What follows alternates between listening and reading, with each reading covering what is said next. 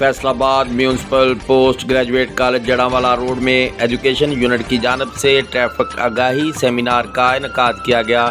नुमाइंदा news home Rana Sajjad Mustafi की report के मुताबिक Faisalabad municipal post graduate college Jaranwala road में एजुकेशन यूनिट की जानिब से ट्रैफिक आगाही सेमिनार का इनेकाद किया गया।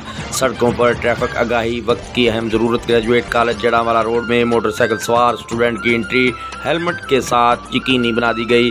ट्रैफिक पुलिस इन्फोर्समेंट के साथ साथ ट्रैफिक एजुकेशन के हवाला से भी मरूफ़ अमल है। CTO ने municipal post graduate college Jaranwala road में ट्रैफिक आगाही सेमिनार में उस्ताज़ा और स्टूडेंट से खिताब किया।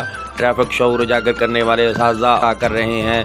ट्रैफिक पुलिस स्मोक के पेशे नज़र जायद धुआं देने वाली गाड़ियों के खिलाफ भी कार्रवाई अमल में ला रही है। ट्रैफिक पुलिस की जानिब से आगाही सेमिनार के इनेकाद पर म्यूनसिपल पोस्ट ग्रेजुएट कॉलेज के प्रिंसिपल ने शुक्रिया अदा किया।